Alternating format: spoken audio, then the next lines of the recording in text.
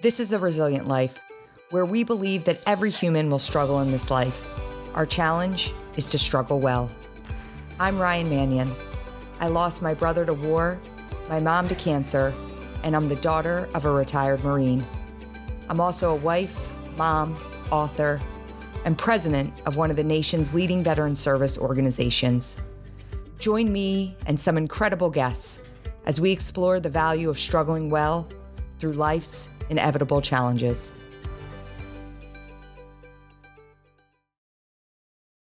Welcome to another episode of the Resilient Life podcast. Super excited for today's guest, Logan Aldridge. Logan is the founder and director of training at the Adaptive Training Academy. He has an incredible story, and I'm so excited for you to hear it. Logan sustained a traumatic boating accident during competitive wakeboard training at the age of 13. And as a result, his left arm was amputated above the elbow. He quickly adopted a motto and mindset that it's just an arm. Logan has since competed in sports from the collegiate level all the way to representing Team USA in multiple Paralympic events. He is a workout programmer and coach for Wheel WOD and is the reigning world's fittest upper extremity adaptive athlete.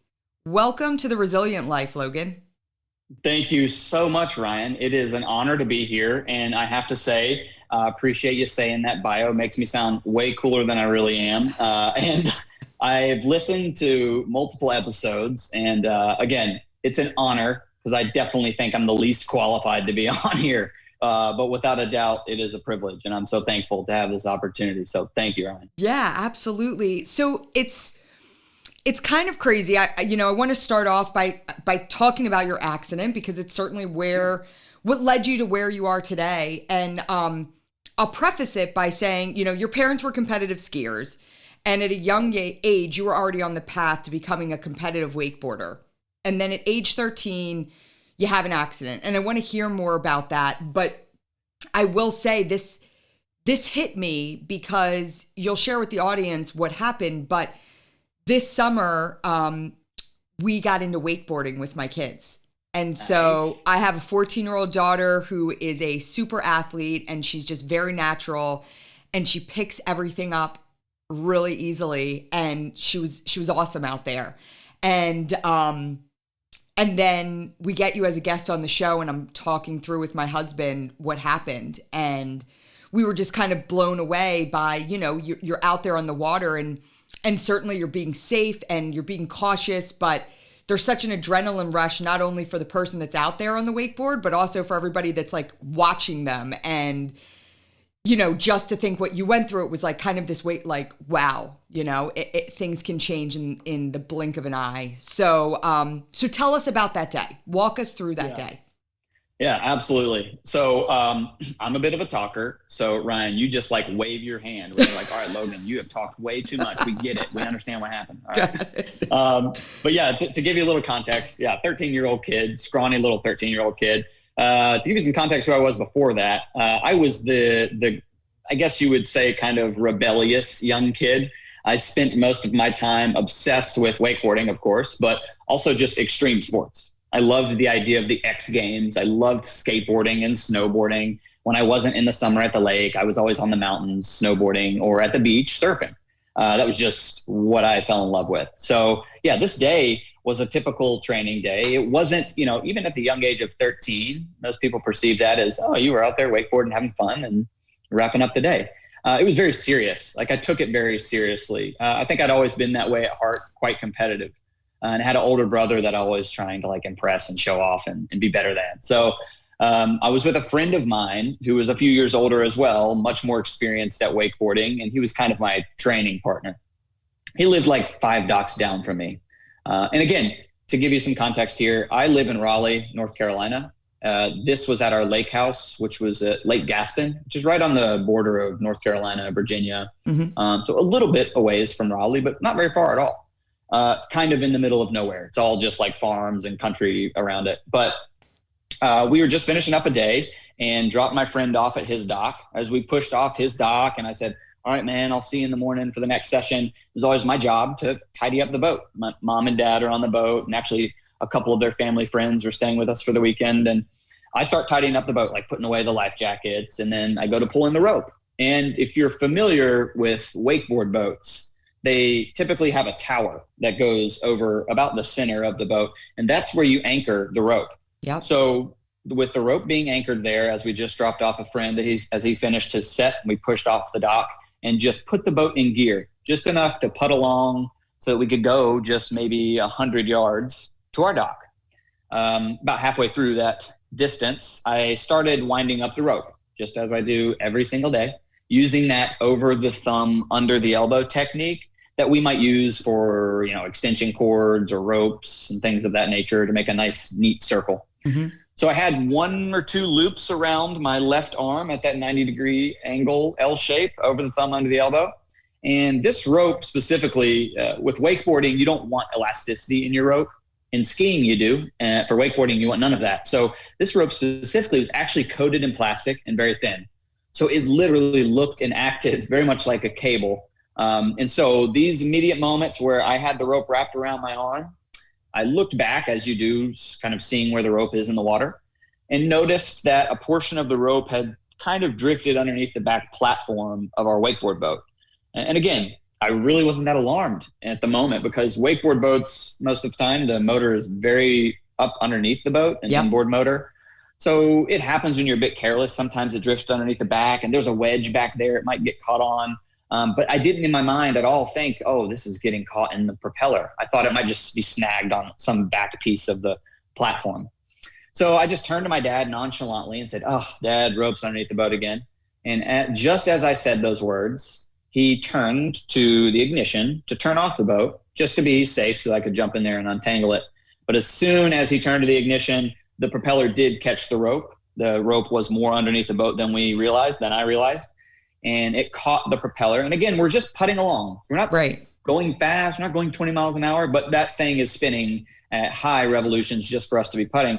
And it coiled that rope instantly around the propeller. And in doing so, as you can imagine, with the other end of the rope, not in my hand, but connected to the tower, and me just having a few loops in between that tension point of the propeller, it just immediately was a strong force. It didn't pull me off of the boat. I was still standing on the back of the boat, but strong force. And I felt it slip off of my thumb.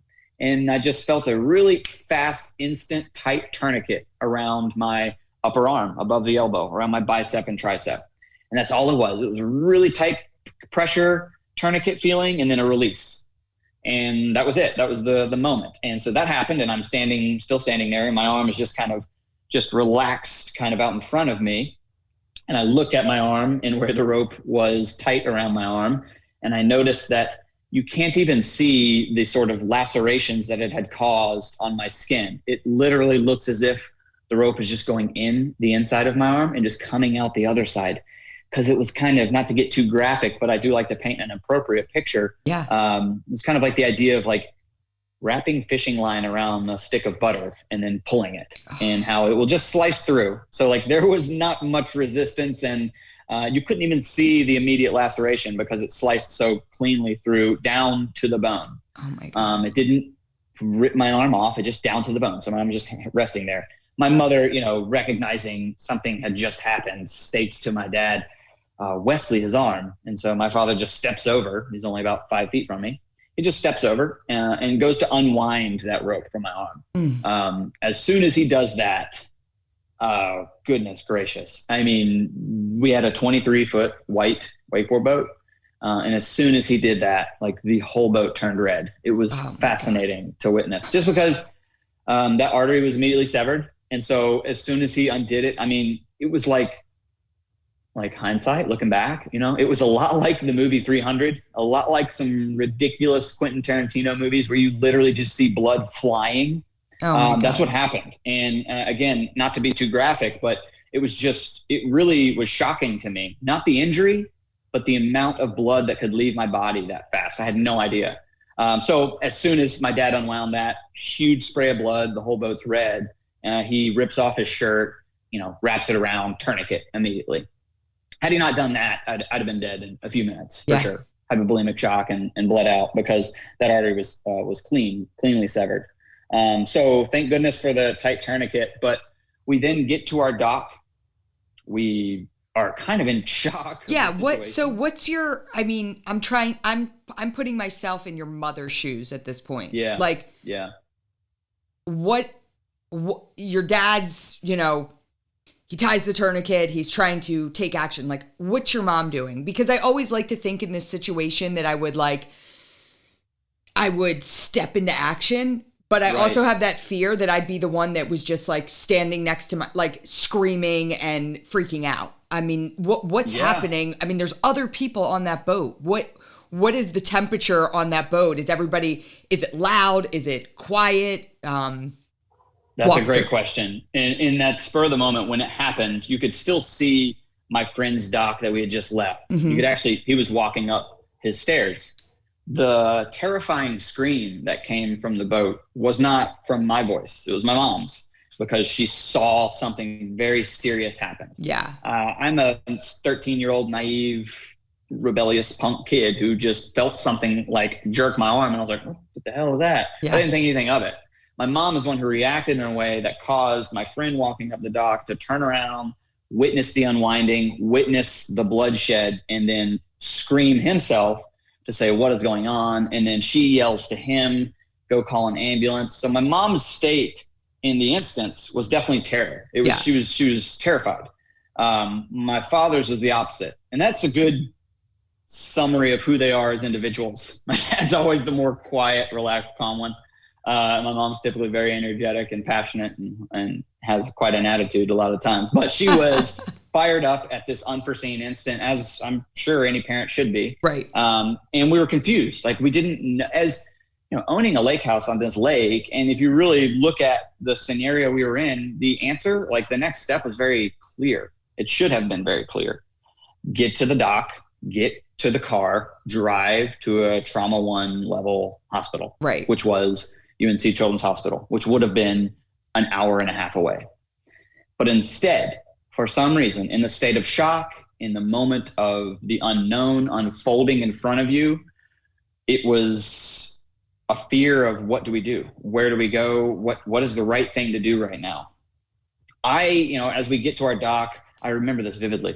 There were some like bass fishermen in their little bass boat near our dock. And obviously, as the accident happened and we got closer, they realized something was going on our boat. Yeah. And my parents are turning to them saying, like, where's the closest hospital? Like, we don't even know. Like, we're an hour and a half away from Raleigh. Like, should we go there, or is there a closer one? And they're like, oh no, there's one like right up the road here in Virginia. So my friend has already called the ambulance. These neighborhoods around these lakes are just country roads. Mm-hmm. And so we have an address, and that's good and all, but family, friends, and friends of friends and neighbors are getting in their cars, driving to corners so that they can signal the ambulance of where exactly to go, because cell phone signal is spotty and it's just a really difficult place to navigate often.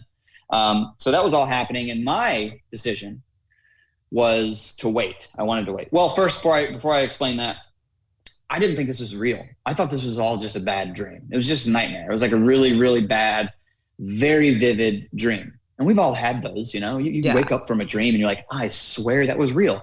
I need to call my friend and tell him about that thing that happened. And it was all a dream. So in my mind, I'm playing that scenario. I'm like, oh my God, this is the craziest dream I've ever had. And as my dad carries me from the boat, once we get to the dock, I remember asking him, I said, Dad, would you please just bring me to my bed? Because I'm trying to wake up, but I can't wake up. And if I see myself, I bet it'll trigger me to wake up from this nightmare. Oh my God. And he was just like, Logan, I'm so sorry. This is real, but I will bring you to your room. I'll show you. And so he did. He showed me my bed, and it wasn't like I didn't freak out. I just saw the bed, and I just took a deep breath and looked at my arm, and just in my head, just accepted the reality and started to think about the possible outcomes. So you looked at your injury, because it's interesting. I have actually one of my friends who I had on the podcast, Rob Jones. He lost both his legs above the knee in a IED attack while serving as a Marine, and he didn't look. And we talked about that. And I think it's probably something, you're 13. So there's, they're almost trained to like, this is what you do when you get into a situation where there's shock involved. And he didn't look because it was like he knew that if he looked that that could send him into a bad place. I imagine that most 13-year-olds are probably like, what's happening, you know? And so you look and you certainly, even at 13 years old, I imagine that you know, I don't want to say the extremism of your injury, but you know that it's bad. It's really bad. Yeah. In that moment when I looked at my arm, my first thought was, I'm going to have a badass scar around my arm. That'll be a cool story to tell. Right. That was my first thought. Like, I knew it was bad, but that was my first thought. And then we waited for this ambulance to get here, this volunteer crew, and they showed up. And in the ambulance, this was when my mom was with me, was when I really started to realize that, like, I didn't understand the sensation of where my arm was. I thought my arm was laying, like, bent over, laying outside of my body, like out to the side of the bed I was laying on in the ambulance, but it was on my lap. I thought they had like an IV bag laying on my lap. And I looked down and I was like, oh, that's my arm. Like, I thought my arm was over there. So that, in that moment in my mind, I was like, whoa, this is weird that I feel every bit of my brain tells me my arm's over there and it's right here. It was that first moment of phantom sensation, ultimately. And you have that, I've seen this many times and I've heard you talk about this. That's when you kind of have the first realization, what if I lose my arm? And yes. And I love that, I guess you look at your mom and say, and actually ask her, what if I lose my mom? Or excuse me, what if I lose my arm? And what does she say to you in response? Yeah, so her response was the most profound statement that sticks with me to this day. And she looked at me without skipping a beat, didn't ponder it long, didn't like coat my head and tell me it would be okay. She just looked at me and said, Logan, it's just an arm. And that phrase, it's just an arm, immediately when she said it, and I was beginning to unfold in my head, well, what if I lose it? I won't be able to do this. This is going to be hard. I'll never do this again. As those thoughts were starting to creep into my brain, and I asked my mom that question, Mom, what if I lose my arm? As I'm thinking about these thoughts, with that response of Logan, it's just an arm, immediately hushed those thoughts. Yeah. Immediately made me say, oh, I guess so. Yeah, I mean, if I live, that'd be cool. Like, I didn't realize death is a consideration, but at the end of the day, it's always a consideration. It could happen at any time. So my brain immediately switched into this like appreciation mode, this abundance mode. And then I was like, you know what? It is just an arm. Like, if I lose it, got another one. Like, everything will be different, but it won't be gone. Right. Like, everything won't be gone. And yeah, without a doubt, you know, that's the hashtag I use all the time. It's a statement I say to myself often to remind myself when I'm in a negative headspace, when I'm in a challenging scenario or struggling to accomplish a task and getting frustrated. The phrase is, it's just an arm. And we all have the ability to identify phrases like that. Sure. It's just changing the way in which we're processing information or an event or a scenario. It's just switching your brain from one place and what's it's processing to another. And I imagine that your mom had to do that for herself too, you know, because she's sitting there watching her son and she's got to change her mindset around it, right? So it's important for her to say those words, not just for you to hear them, but for her to hear them. Like, it's just an arm. My son is still here. He is still talking to me. It's just an arm and we'll figure it out. And I think there's something so profound yet so incredibly simple about that statement. And I love it. It's just, and it can change your reaction to a situation in an instant. And it did for you. And it changed the way that you moved forward.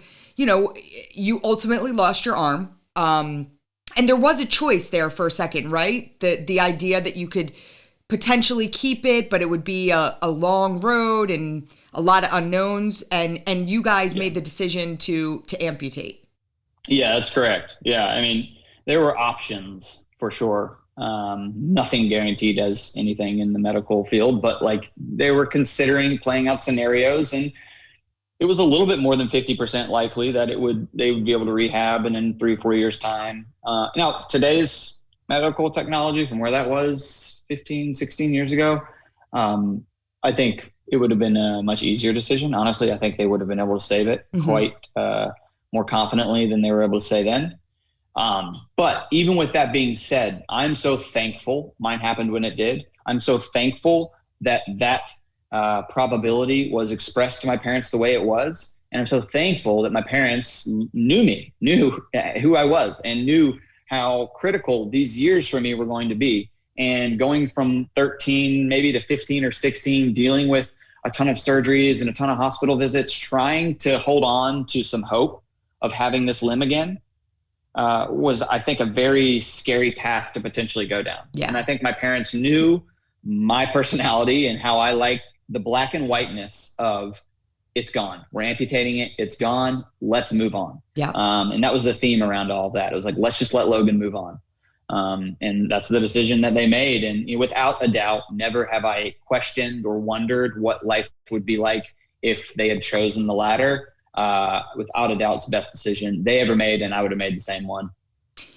Yeah, and you talk about, too, one of the things I love that you talk about, as you said that even losing an arm as a teenager, you haven't faced that much struggle in your life.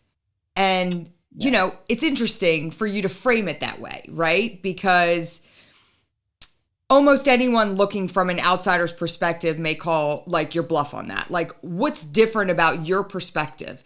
You know, I told you, I have a 14-year-old daughter, and she's amazing, and she's super resilient, but she deals with 14-year-old teenage girl stuff, right? And so, like, something that I can look at as being so small, her world is ending, you know? And I will always look my kids in the eye, even my 6-year-old, and I'll just look at them and say, perspective.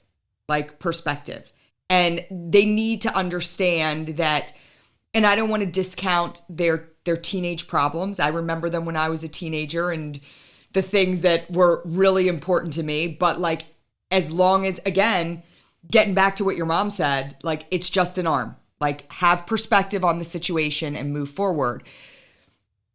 What is different about your perspective as you walked through that, as you know, losing your limb, and as you were facing that?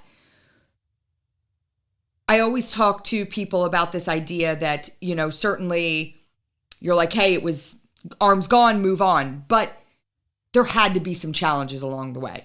That wasn't just, all right, I lost my arm and, you know, let's get back out there on the wakeboard. Like, there had to be challenges. How did you deal with those challenges, and how did you put them into perspective to move forward? Yeah, great question. I love that you asked this, because it is very true. And I just know there's always someone that has it worse. Like, in terms of perspective, you know, just before I really answer the question, when I was first, after the amputation, the first thing I did for the 4 or 5 nights I was in ICU is I pretended that they amputated my leg too. I just pretended like my arm and my leg on this side was gone. Wow. So that when I went to the bathroom, I had to hold the IV thing and hop on one leg, because it instantly made it not so bad. Like, it was instant reminder of it could have been worse. And I'm very aware that I am extremely privileged. Like, I grew up in Raleigh, North Carolina, going to a prestigious private school, 1st grade through 12th grade. This happened in the middle of that. I was surrounded by the most remarkable family, peer, professor support group. I had 50 people waiting in the ICU waiting room to come see me. I had endless support, believers, and encouragement. That is so underappreciated often, when individuals who don't have that wonder why they perceive their crisis, their challenge, differently than how I do. I am well aware it's because I'm privileged. I'm privileged to have had a remarkable support group and network to instill the psychological perspective I have now, to recognize this isn't so bad, to realize it could have been much worse, and have that gratitude. Now, I didn't just say, okay, arms off, cool. All right, now I'm gonna go learn how to play lacrosse and just wakeboard one-armed. No, there was when they told me, when they pulled me out of surgery, where they were trying to save the arm and they're like, Logan, we're gonna have to amputate. My very first thought, and I don't know why this is, but I just remember it vividly, was how am I going to play lacrosse? Very first thought. Not at all. It was not, my narrative was never, I'm not going to be able to. My narrative was never, well, there goes that. I can't do that. It was always, how am I going to be able to ... And so for me, it was an extreme amount of excitement to like, this is a new normal. There's going to be a new, every moment of the day is going to be a new challenge. Yeah. Brushing your teeth. Hey, that's different. All right, let's figure this out. And then let's ingrain that in my brain and make that my new normal. Make that the way I do things from now on. But, one moment that I had in the hospital of like tremendous grief, like I broke down and cried. And I think it's important to state that because I've never had that moment since. And you can't not have that moment. You cannot just bottle that up and just say, don't worry about that part. All right, arm's gone. It's just an arm. Let's go. Boom, boom, boom. Let's move on. No, you have to take a moment and check in and be sad. Like grief. Grief is a critical stage to the long-term success of recovery and advancement and fulfillment after a tragic accident or injury, and anybody in any perspective, psychological, right, physical, whatever.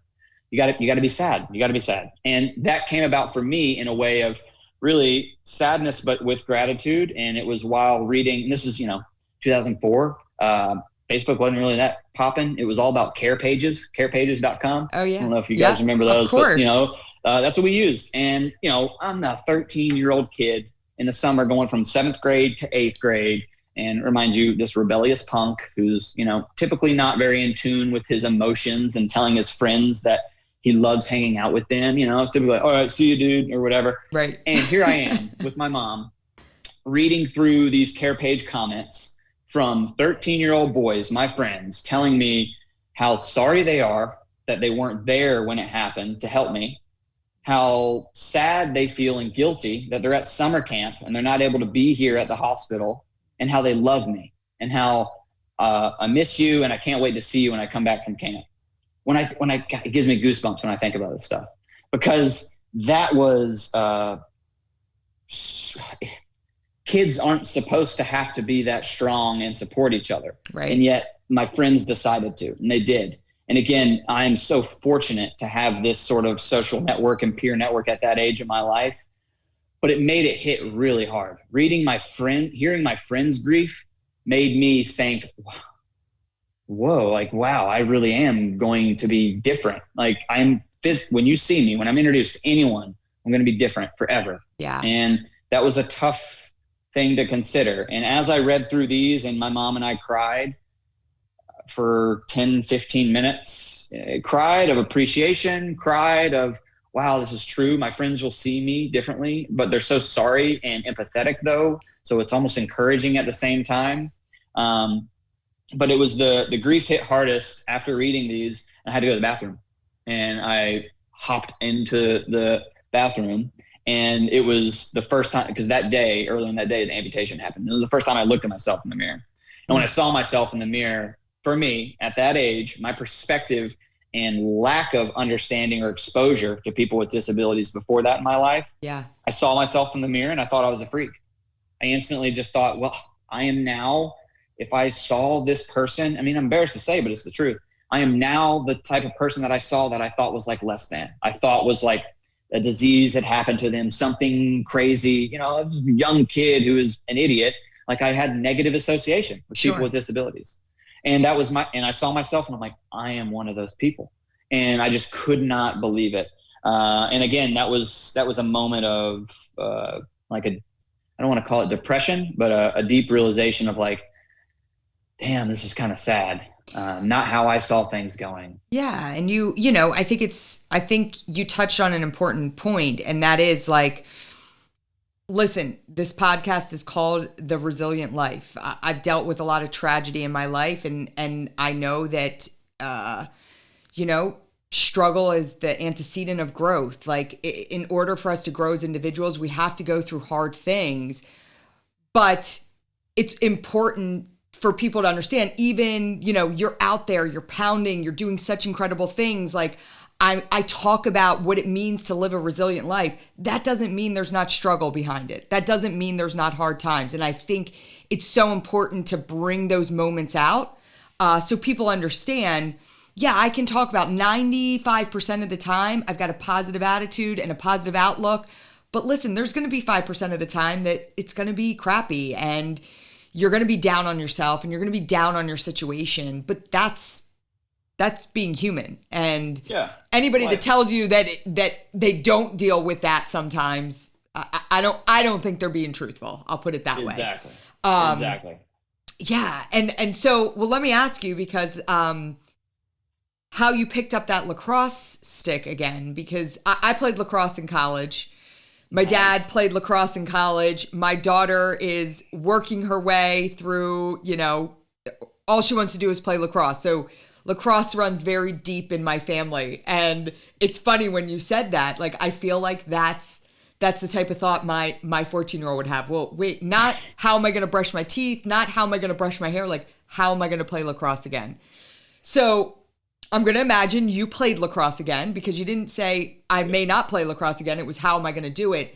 And just talk through how you pick up that stick and how you take that first step. And I'd imagine that you have to find support somewhere from, I don't know, individuals that are also missing an arm. And I don't know, like, I'm thinking that there has to be more to it than you just figuring it out on your own, right? I mean, unfortunately, this probably isn't good for the podcast, but no, there's not. Okay. All right. No. But I will explain, it was a daunting undertaking. The thought of, how am I going to throw, catch, and shoot with one hand? Mm-hmm. I scoured the internet and did not find an example. There were not one-arm lacrosse players that existed. I understood quickly after my amputation that for the rest of my life, if I want to do anything active, this arm is going to have to be very fit. Right. It's going to be strong. It's going to have endurance, stamina, grip strength, all these things. So I was left-handed. So my dominant arm was amputated. So I was trying to, Southpaw. Lefties, unicorns. And so I was trying to figure out, all right, what's most important? Well, dexterity. So I had my friend buy me and bring into the hospital the Chinese, like, meditation balls that you just roll around in your palm. And I just nonstop, forwards, backwards, all day long. So you're already doing this in the hospital. Like, you're already thinking about how I'm getting my, okay. This is day one ICU. I had this friend bring that in. Wow. And then day two, my brother brought in a grip trainer. So just the very traditional spring-loaded grip trainer. And I would do sets of 100. And I mean, after 100, I literally wouldn't be able to, like, hold a cup to drink water. But I would just, very pampered when you're in the hospital. Yeah. Somebody give me some water. Yeah. But I would just wreck my grip on purpose, because I knew, I said, this arm I've always underutilized. It's your non-dominant arm. I said, now it's the only one I got. So let's get to know each other really well. So and again, I was told I wouldn't be able to write. I was told by teachers and by the doctors that, like, writing would take years to redevelop. So it was my mom's birthday while I was in the hospital. So I, like, wrote her a handwritten thank you for birthday card and saying thank you for all of her time spent in the hospital. And I mean, you could barely read it, but she actually did. She was able to read it. It was just another step for me, realizing, like, these things, these expectations people are going to put on me, and the ones I'm going to put on myself with needing strength and dexterity of this arm. I was immediately thinking that. It wasn't like, okay, let me just see how this feels. Let me see what it's like to be with one arm. No, I was like, okay, it's gone. And one arm is now the new normal. How do we make this function and work right? How do I get ahead of the ball? So when I get out of this place, I'm ready to go back to being Logan. Right. I'm not going back to being this patient who's going through rehab and doing these things. Like, I want to fast track this thing as well as I can.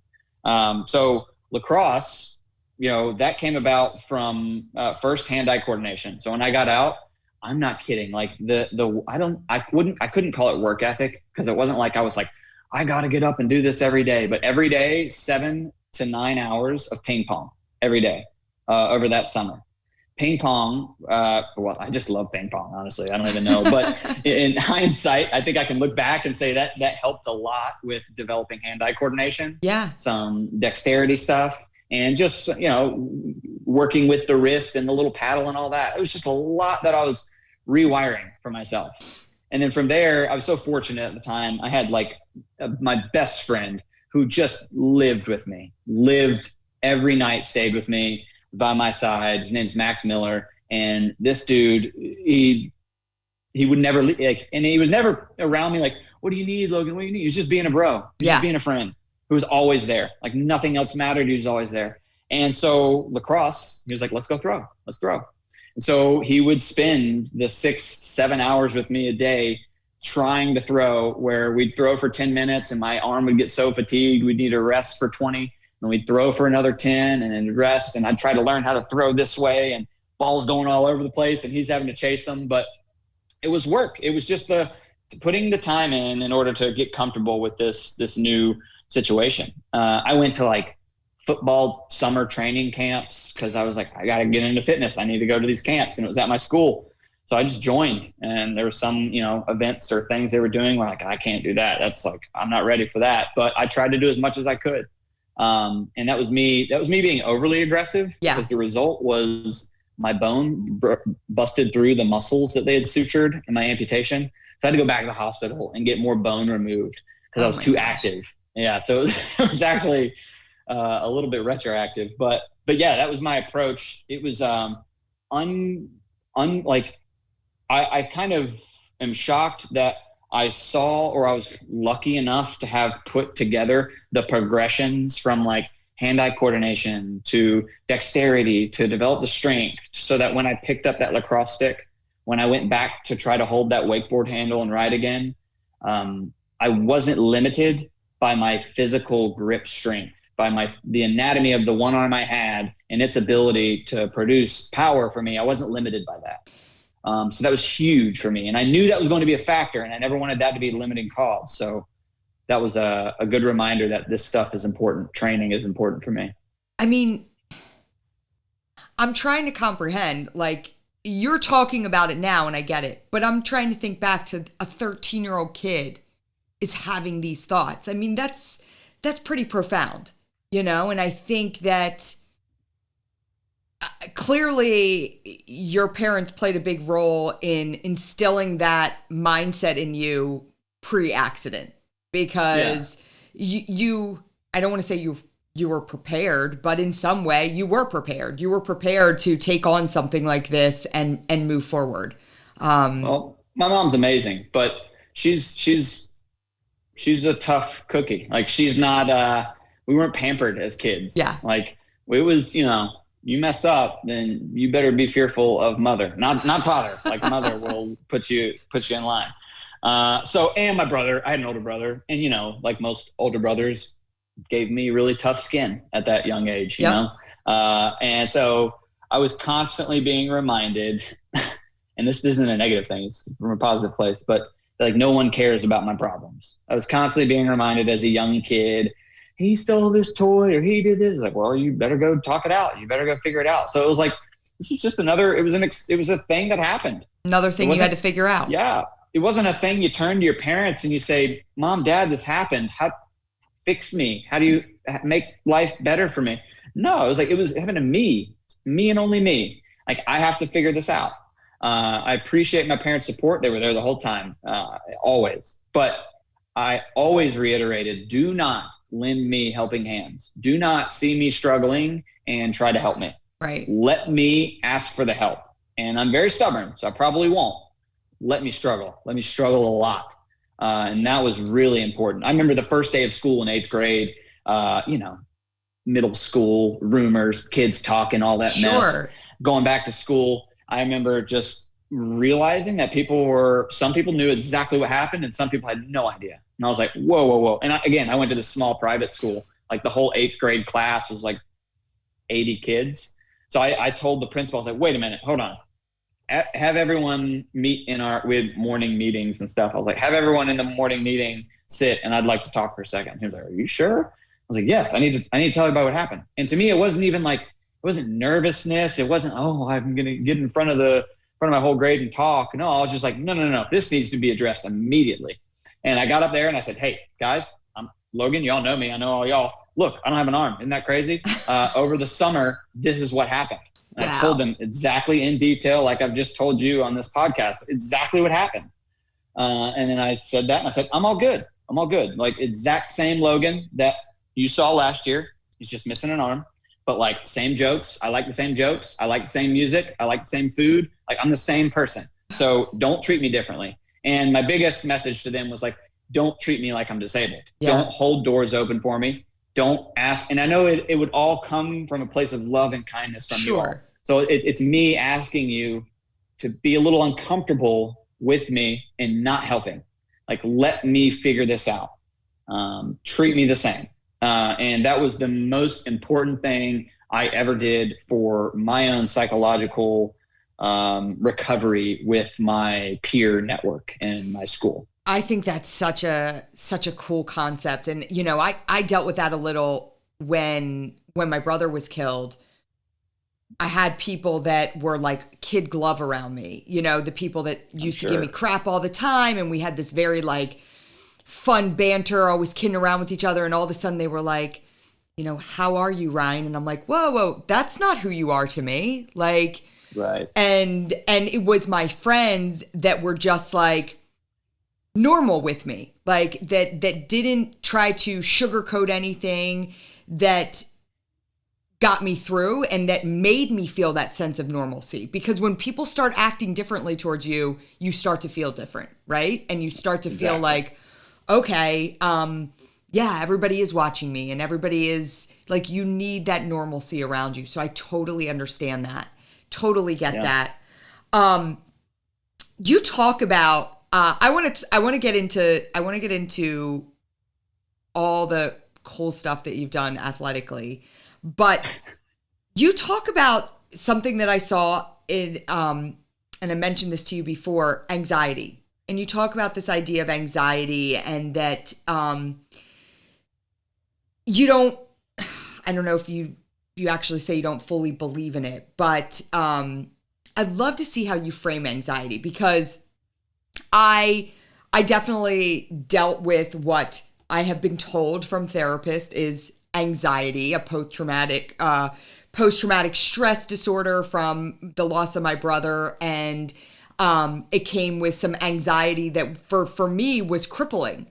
And I talk about in my book, I talk about this one night where I had this massive panic attack where I literally thought I was dying. And I rolled over to my husband and I said, I think I'm dying. You have to take me to the hospital. And he turned to me and he's like, go to bed. You're fine. And when I reflect back on that, I think about, had my husband fed into my fears and the anxiety that I was feeling at that time, and he said, if he would have gotten up and been like, okay, get your stuff together, let's get in the car, that would have made it 1,000 times worse. But by nature of him saying, you're fine, close your eyes, go to bed, it was almost like your mom saying to you, it's just an arm. Where all of a sudden I was like, okay, yeah. Because he said, you're telling me you're not breathing, but you're sitting here talking to me. You're clearly breathing just fine. And I was like, oh, yeah, I am. But I also believe that feeling, that sensation I was feeling, it was a real thing. And, but I'd love for you to just talk a little bit about your like mindset, your opinions about anxiety and, a little bit more. Absolutely. No, it's a perfect segue from what I was just talking about, talking to the student body, the 8th graders. Like I didn't get the butterflies. You know, I went on to be a professional motivational speaker and I've spoken in front of many audiences. And this is when I started to cultivate this idea of what is anxiety? How do we interpret it? What does it mean? My belief is that anxiety is real. It's not that I don't believe in anxiety. I'm certain it's real, but it's manifested in our mind. Obviously it's manifested by the way in which we perceive how our body's reacting. Mm-hmm. So before I give a speech, you get the butterflies, you know, like you just feel it in your chest and all that starts to happen. But this is the same sensation that I got when I was wakeboarding or when I was skateboarding and about to try to jump like 12 stairs. Maybe that is anxiety. Maybe I'm twisted and like messed up with my wiring, but I instead interpret that as excitement. I interpret that as energy and like, what are we going to do with this energy? And it can manifest. And I've had freak out moments too, where I'm in my head and I'm overanalyzing things. And now I've gone down a really dark rabbit hole. I'm in a bad place, but I have to just change the narrative in my brain. I have to change the narrative of why my body is creating these physiological responses. Why am I short of breath? Why is my heart rate up? Why am I getting like tunnel vision in on this stuff?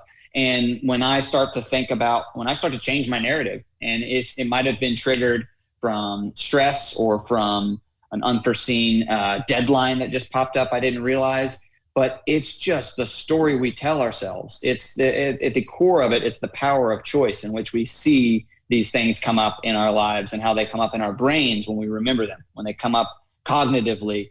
If it triggers a negative response, then that's a ripple effect. Yeah. Your whole perception of it is negative. So it's anxiousness because you're anxious about what the outcome is going to be because it's heavy and it's negative.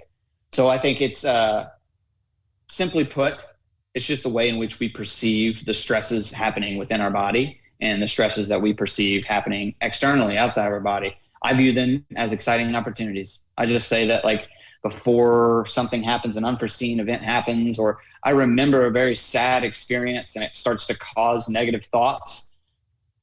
Why does that have to be ingrained in my head as a sad experience? What can I take from that moment or that memory and create a positive narrative? It's the narratives that dictate our literal physical health and our mental health that we're telling ourselves. It's the old saying of, if you're looking for red cars, you'll see red cars all over the road, right?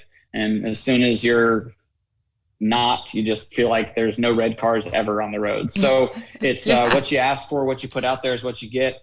I put out that, anxiousness, elevated heart rate, feeling like there's something in my throat. This is excitement. This is a good thing. We need to do something with this. And oftentimes I'll take physical action. I'll just start going for a run, start going for a walk, start doing some burpees. Like I like to take things to a bit of the extreme. So I'll typically translate that into like, let's hit fitness really hard right now. And that's how my body translates that as like excitement.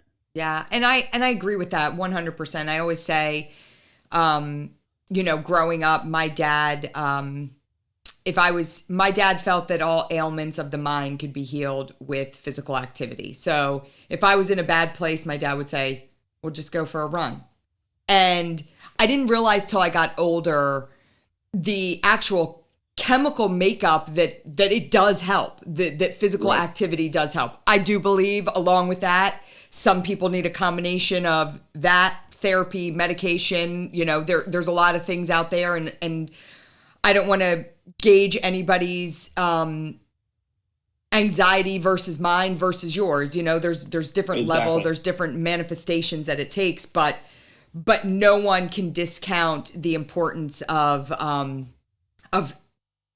the physical fitness playing a role in helping with your mental state. And so I want to talk about you competing, and I have this, you're 160 pounds. You're only 29 years old. You're missing an arm and you deadlift 500 pounds. And you can overhead lift 200 pounds, and you can squat clean 250 pounds.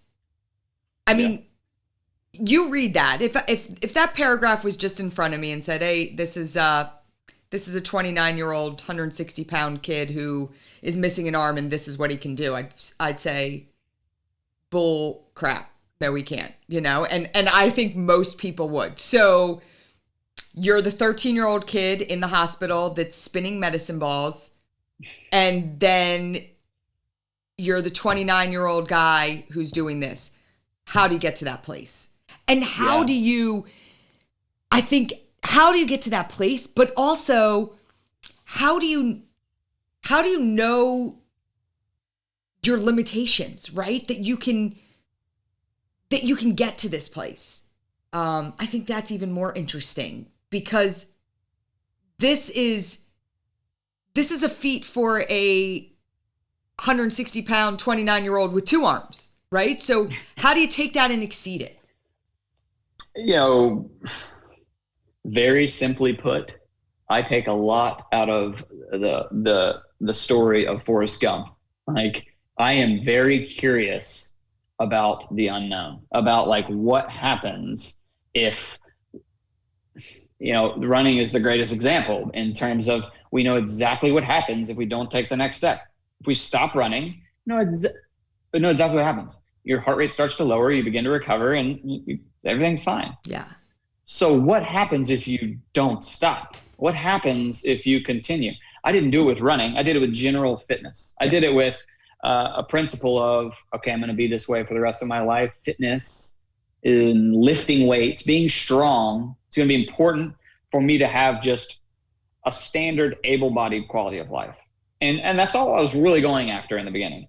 So in high school, it was like very attentive to strength and conditioning, but it was just for GPP. It was just to be fit. I mean, I was playing lacrosse and I wanted to excel at that too, but I didn't have my eyes set on becoming a professional athlete of any sort or anything like that. I just knew what I needed to do to be functional.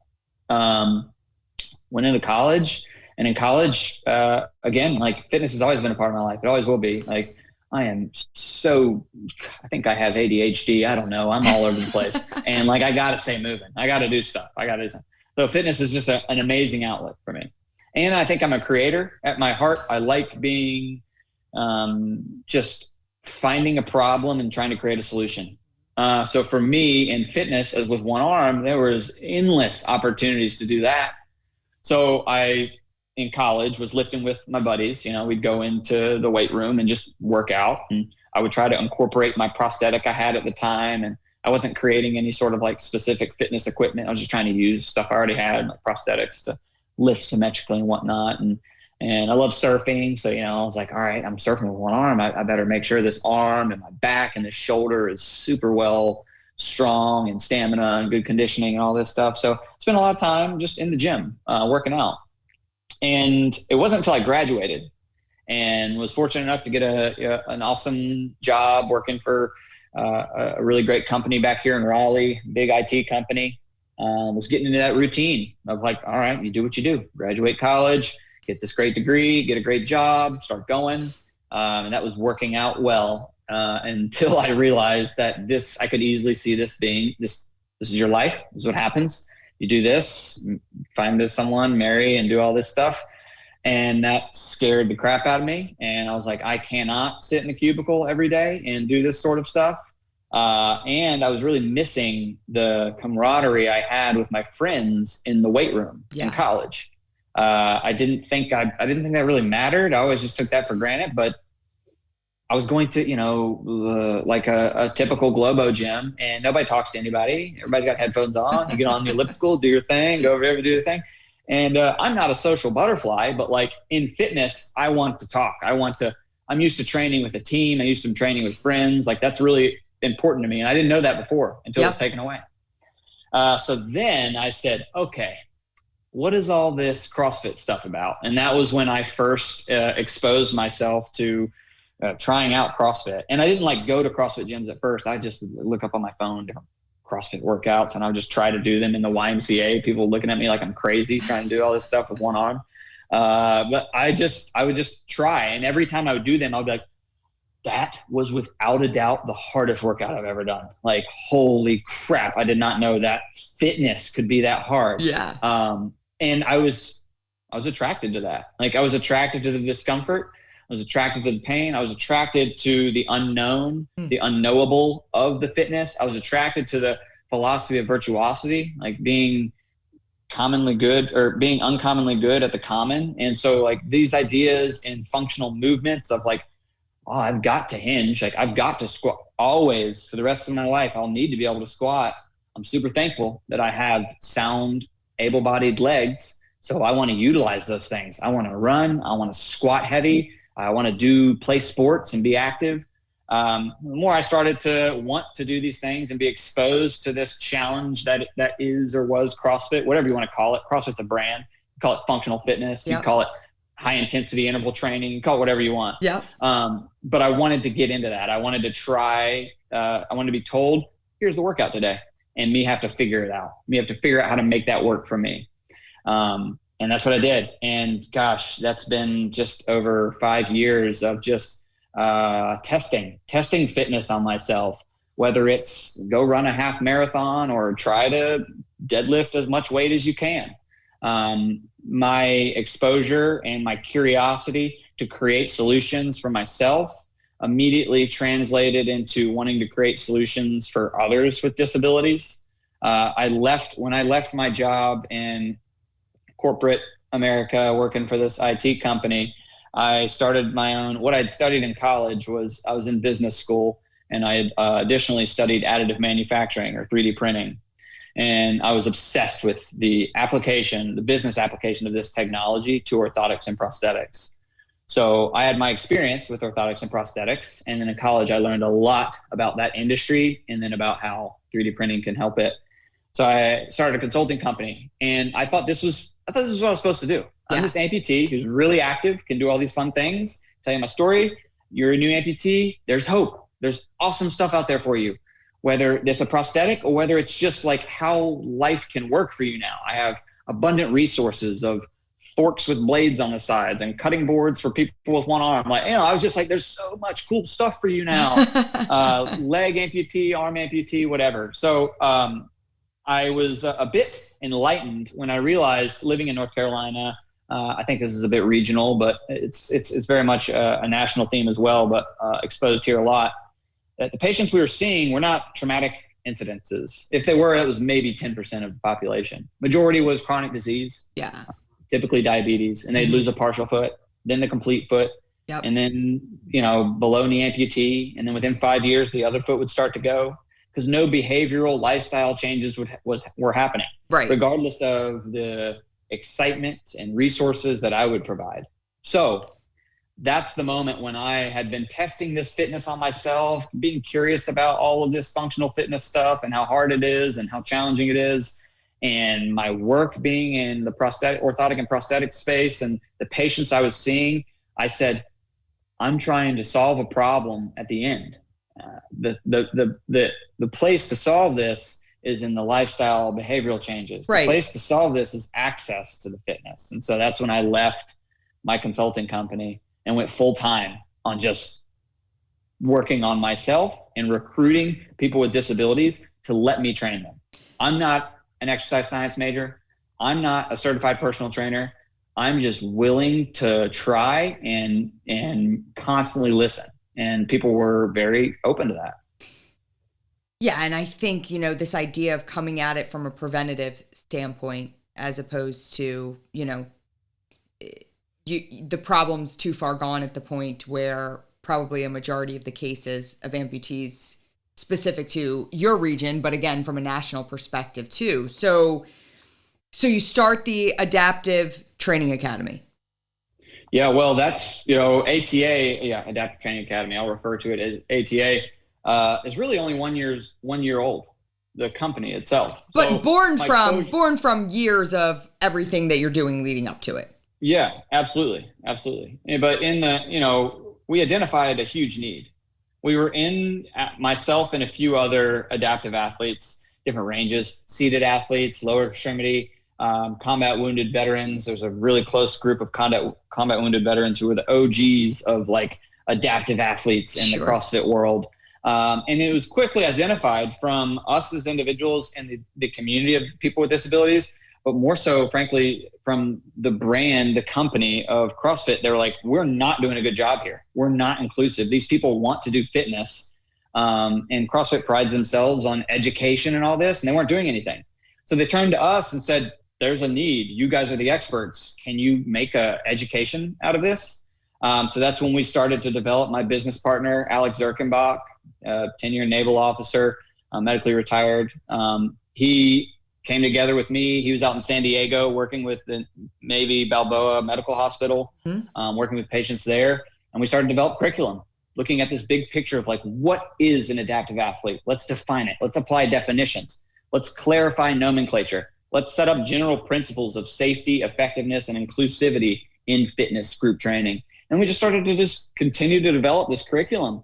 And trust me, I never thought that I would be developing education to give to people. I am not the sharpest tool in the shed, but somehow through just extreme obsession and relentless practice, we've come to really great practical education that is applicable to the person with the disability, if they want to know, the coach that coaches a sports team, or maybe even just a complete like Paralympic sport, the trainer that coaches at a gym, a Globo gym, is a personal trainer, runs a CrossFit gym, whatever, or a therapist and a physician, those who directly deal with individuals who are new to an injury and rehabilitate them into civilian life or just quality daily living. All of those individuals benefit from our education, because what I do, as you said, when you're reading those stats on me and 500 or whatever, it pales in significance compared to the functional ability we've been able to create through people with disabilities training this way. Yep. Using functional fitness to train. We've taken T12 paraplegics and given them the ability to transfer in and out of their chair when that was a terrifying, impossible feat before. And the function that comes from that, the same function that comes from an able-bodied individual, standing individual, being able to get up off the ground if they fall over, is life-changing. So it's rooted in that, in the simplistic of terms or ways, it's rooted in activities of daily living. How do we just live daily? And then on top of that is virtuosity. So how do we just excel at that so much that it expands our fitness? And that's all that we're doing. And I think, it kind of gets back to when you were the 13-year-old kid lying in the hospital bed and trying to Google, how do I do this? How do I do that? And seeing that not a lot of those resources were out there and available. And you listen, our society today, in the best way possible, I don't think there's certainly not been a time in my life where physical fitness has been more prevalent and more important and more highlighted. And so, you look at that from that perspective and listen, I read those stats because they're important, not because of whoa, it's 500 pounds, but they're important in showing, number one, what you can achieve. And like you said, I love this idea that the discomfort almost becomes this obsession for how much further can I push it. And I know that feeling. I felt that feeling before when I've done things that I did not believe that my body could do.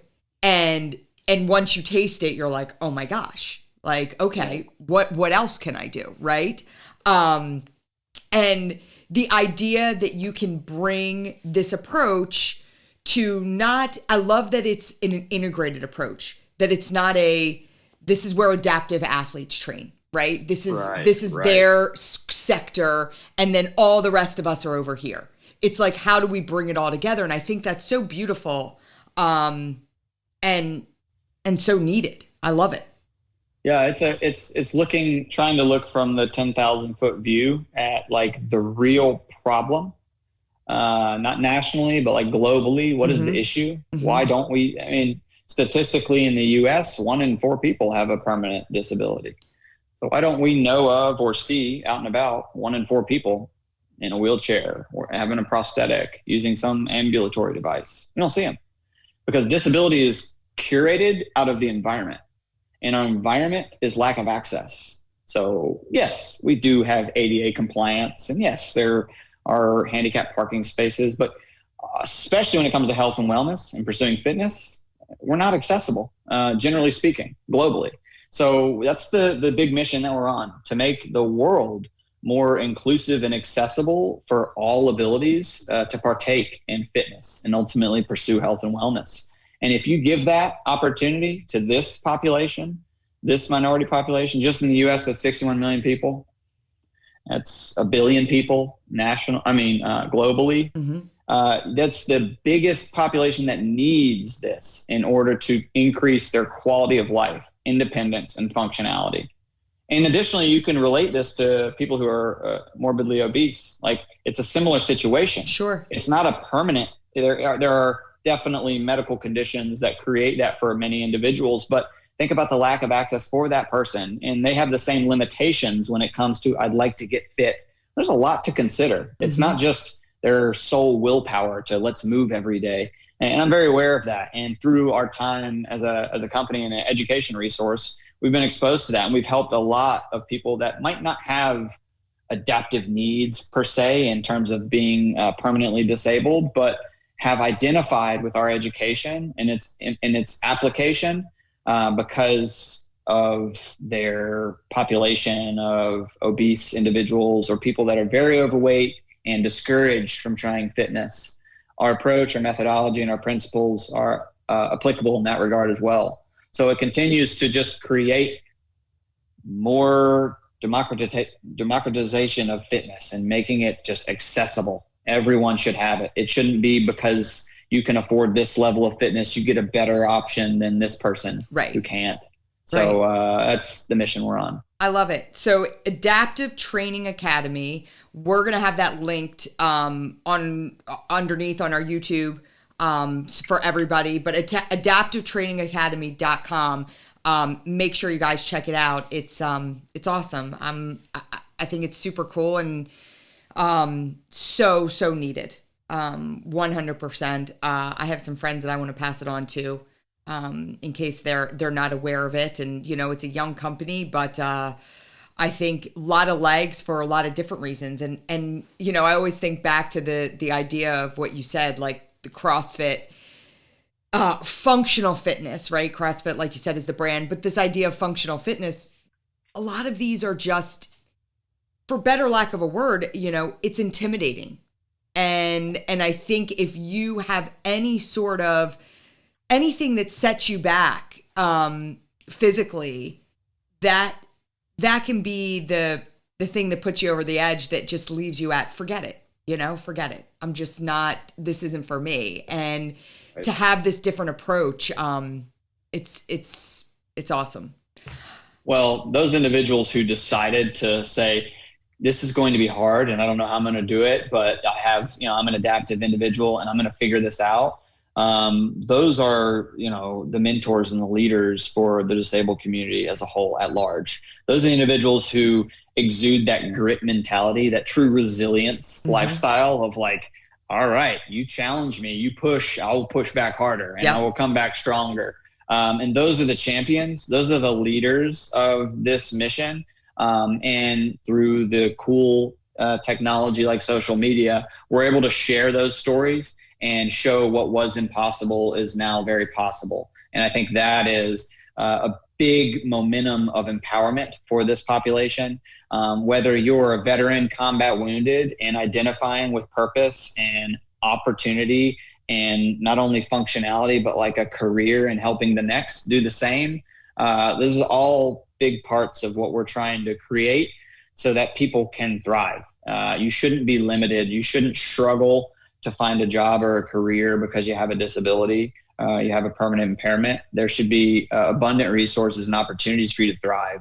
And I think when we can express that through movement, not only is it good and healthy for us and makes us have better lives, but it also is empowering to inspire the next, and especially the next generation that grows up and starts to view people with disabilities and not at all as less able than anybody, but just living a different normal. Yep. Awesome. So Logan, your motto is beyond expectations. I've seen it quite a few times. Tell us about what you think that means, and for not just adaptive athletes, but for anyone who's facing some sort of trial in their lives. Yeah. I'm glad you brought that up. Thank you. Beyond expectations is kind of the keynote to all of the speaking engagements that I delivered after my accident revolved around this theme of beyond expectations. And that was my speaking company. And what I mean by that, people hear that and they think, okay, so exceed all expectations. So like be an overachiever, be a perfectionist. No, not at all.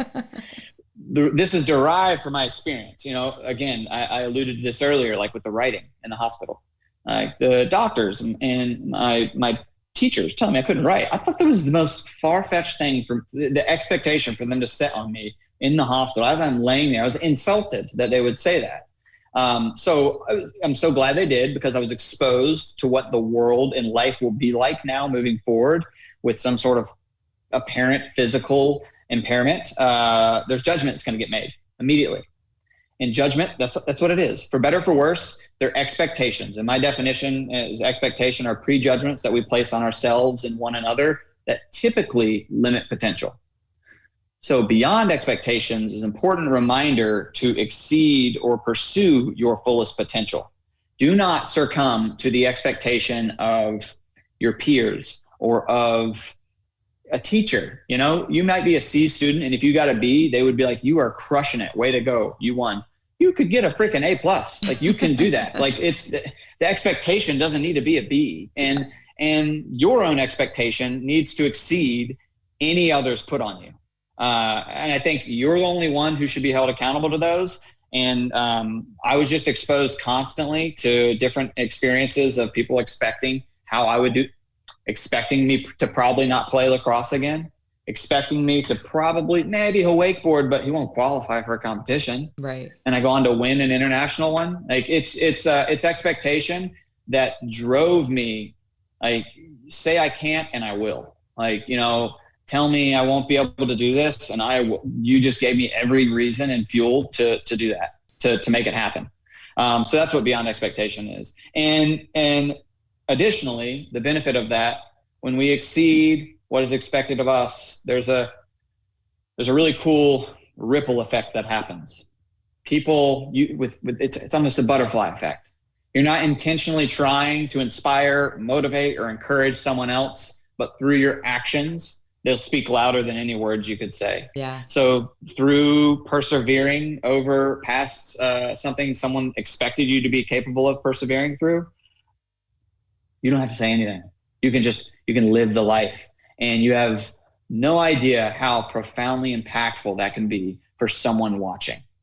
Whether it's a kid, another adult, someone going through their own struggle, oftentimes just watching and witnessing you defy the impossible or exceed expectations of yourselves or the ones that they had on you is the most motivating, encouraging example you could see.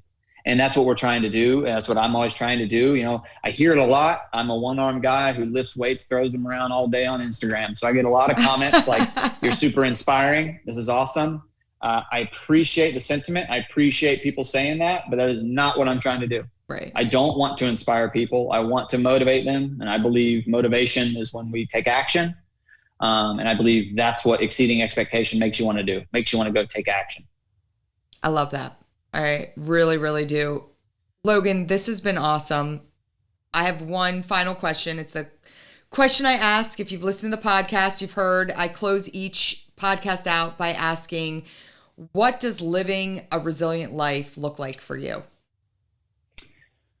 Well, it's really simple for me. It's just constantly moving forward. It's constantly making a step forward and striving. Life will beat you down. Life will never be easy. It will constantly present a challenge. It may never manifest into something that is physical like me. Like, I'm so lucky. Like, I got one arm, so I can just, people see me and they're like, oh, he must be resilient. He must try hard, because I try to excel in these things. So I'm so lucky that I get the benefit of the doubt that way. But, a resilient life is just, sticking to moving forward.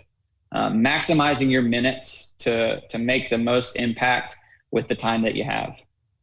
100%. Logan, this has been awesome. Thank you so much. I'm about to say I'm super inspired by you, but you don't want me to say that. So I'm super motivated.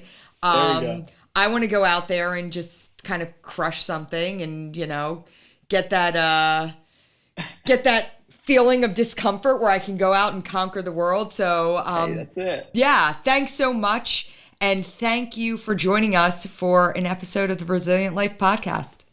Oh, it's been my pleasure, Ryan. I do want to leave your listeners with one nugget. If they are trainers, coaches, therapists, or whatever interested in our education, yes, please check out adaptivetrainingacademy.com or ata.fit. Actually, we just got that URL as well. A lot shorter for my email address. We'll put that one on there too. Yeah. If you want to reach out to me, Logan at ata.fit. But I would like to give all the listeners a discount code of 10% for our course. So if they want to take our course, let's use code Travis Manion Foundation, TMF. Perfect. TMF10. Awesome. That'll get you 10% off our course. That's awesome. And what we'll do is we'll plug that both through social media. We'll make sure we get the word out there about that for sure. Thank you. That'd be awesome. Yeah. My honor. All right. Thanks so much, Logan. Thank you, Ryan. Thank you for joining me for another episode of the Resilient Life podcast. I loved this conversation with Logan and love this idea beyond expectations. And, not the expectations that we set on ourselves, but sometimes the expectations that others set on us. And being able to have the confidence, the belief in ourselves that even when the experts tell us, this is something you're not going to be able to do, or this is something you can't achieve, pushing past that and having the belief in ourselves that we can push past those barriers and those expectations that others set on us. I think this was a great conversation, one I really loved having. Thank you so much again for joining us. And please make sure to like, subscribe, and share the Resilient Life podcast with your friends.